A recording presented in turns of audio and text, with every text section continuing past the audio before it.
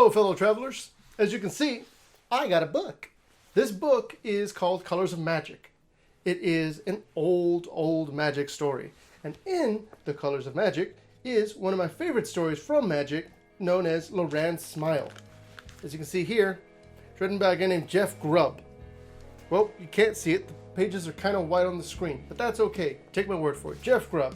He's a great writer, and he wrote Felden's story, known as Lorans Smile.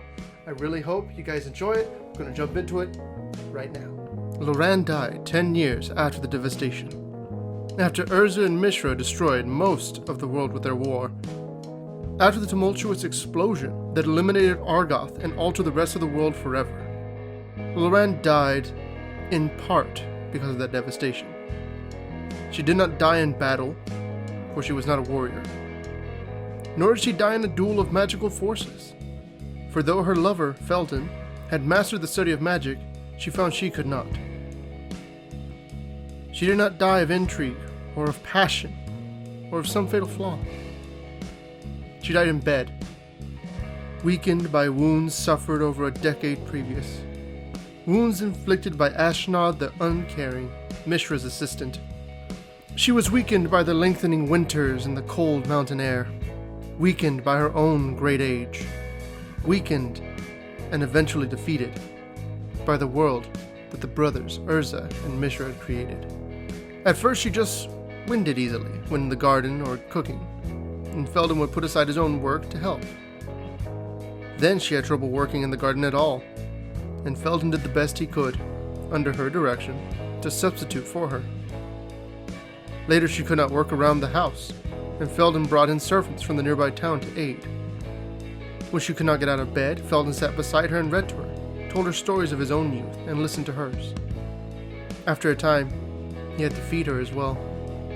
At length she died in bed in her sleep, Felden sitting beside her, asleep as well from his long guardianship. When he awoke, her flesh was cold and pale, and the breath had long since left her body. He commanded the servants to dig a grave behind the house, among the now weed-choked garden that Loran had begun, with Felden's grudging, grumbling aid shortly after they first arrived. She had kept it going through several seasons by sheer force of will, but when she took ill that last final time, she had to surrender the garden to the weeds and the cold rains. It was raining when they laid her to rest, wrapped in her bed sheets and sealed within a coffin of thick oak planks. Felden and the servants uttered a few prayers, then the old mage watched as the servants methodically piled the dirt atop the lid. Felden's tears were lost in the rain. For days afterward, Felden stayed by the fire, and the servants brought him his meals, much as they had brought Loran hers. Felden's library and workshop stood empty for the nonce.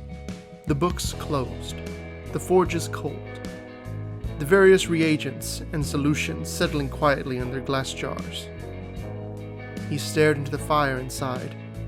Felden remembered the touch of Loran's hand, the Argivian lilt to her voice, and her thick, dark hair. Most of all, he thought of the smile that she gave. It was a slightly sad, slightly knowing smile. It was a soft smile, and it warmed Felden whenever he saw it. Now Felden was a practitioner of the third path, the way that was neither Urza nor Mishra, charting a new course between the two warring brothers and their technological miracles. He could pull from his mind great magics fueled by the memories of his mountain home, and work wonders with them. He could cause fire to appear, or the land itself to shift, or summon the strokes of a lightning storm and bend them to his will. Yet he could not heal Loran's body or dying spirit. He could not keep the life within her. His magics had failed him, and had failed his love. The old man sighed and raised a hand toward the fire. He unlocked a part of his brain that held the memories of the mountains around them. He pulled the energies from these lands, as he learned to do in Teresia City, with Drafna, Hercule, the Archimandrite, and the other mages of the Ivory Towers. He concentrated, and the flames writhed as they rose from the logs, twisting upon themselves as they finally formed a soft smile.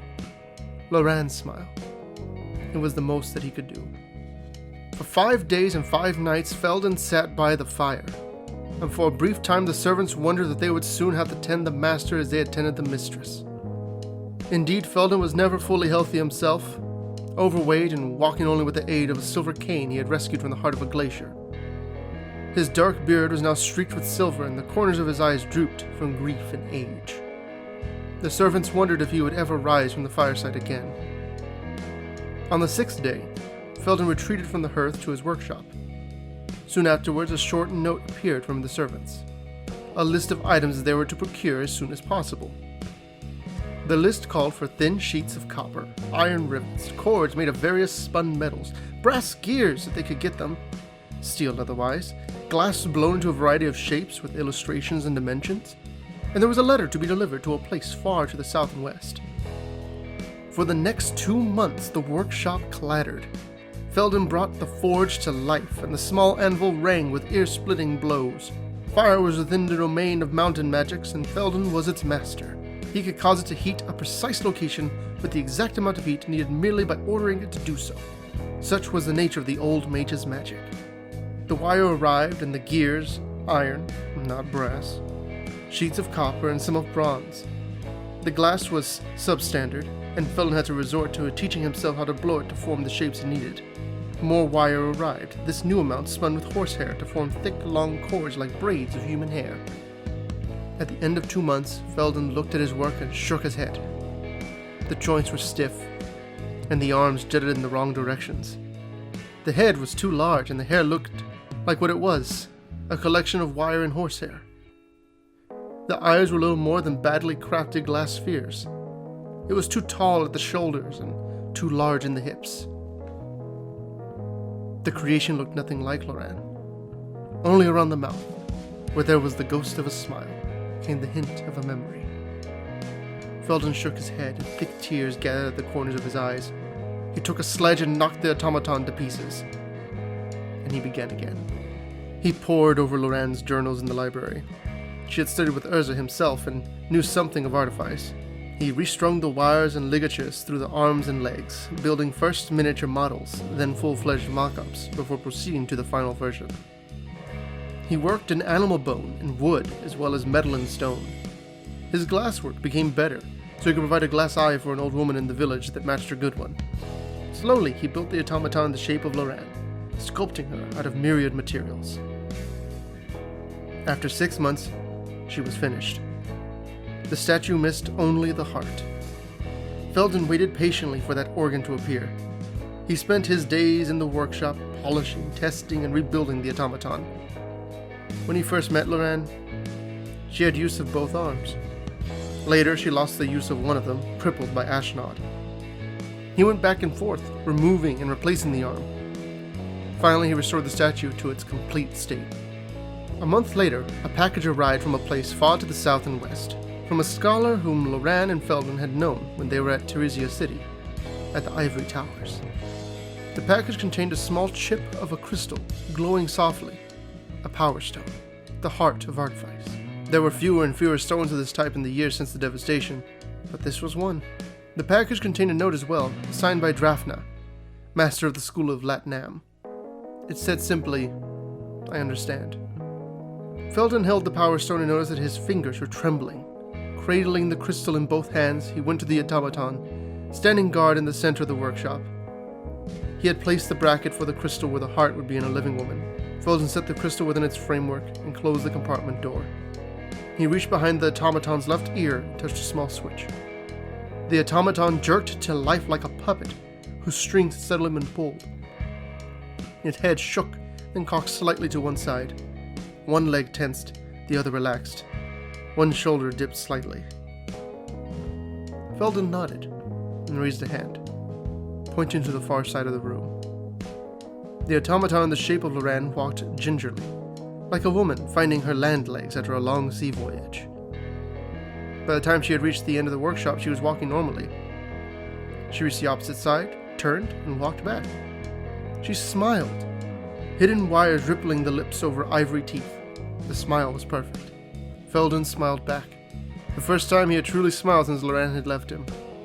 Every day the automaton stood patiently in his workshop. He talked to it, but had to point to command it. For the first month it was enough. but it was silent, save for the high-pitched whirring of gears and wires spooling and unspooling. At first, Felden thought he could live with it, but after that first month, it became an irritant. After the second, it was insufferable. The silence, its metallic lips crafted into that perfect smile, was more than he could bear. It seemed to mock him, to taunt him. He asked it questions, then reprimanded himself for he knew it could not answer. The Loran he had built was a creature of copper skin and geared muscles. It was not the woman he loved. At last he reached behind her ear and touched the small toggle, deactivating her. She stiffened as the power left her, though the smile remained on her lips. He removed the power stone from her heart, set the stone on the shelf, and placed the inactive automaton in the garden, standing guard over Loran's grave. Within a week, the steel gears had rusted solid, locking it forever in its stance, its glass eyes seeing, but not recording the world around it. In the week that followed, Felden returned to the fireside, staring to the flickering flames as if they held some secret. At the end of the week, under a cold rain, he departed, leaving his servants to keep up the house in his absence. He left the town in a small wagon, heading eastwards into the lands most affected by the devastation of the Brothers' War. As he traveled, he asked questions. Did anyone know of mages, spellcasters, of individuals with wondrous power? Before the destruction of the Ivory Towers, there had been many who had explored the paths of magic, but they had been scattered when Tricia City had fallen. Surely some survived somewhere. He asked merchants and mendicants, farmers and priests. Some looked at him as if he were mad, and some were frightened, terrified that he was seeking to bring back the powers that created the devastation in the first place. But enough understood what he was looking for. And of those, few knew of this wise man or that shaman who walked the third path. In time he heard of the hedge wizard, and he turned his wagon to the east. And with that ends the first part of Felden's story. It's going to be a wild ride from here on out. Next week, we're going to have the second part coming, just for you guys to enjoy. It's fantastic. I'm super excited about it. Subscribe, this way it'll show up in your feed, and leave a like if you enjoyed this. Once again, leave any comments below if you think that there's some kind of story that you'd like me to go over. A story, maybe even if it's just like a fan story that's already pre-made. If you guys are a huge fan of it, I want to see if I'm a huge fan of it.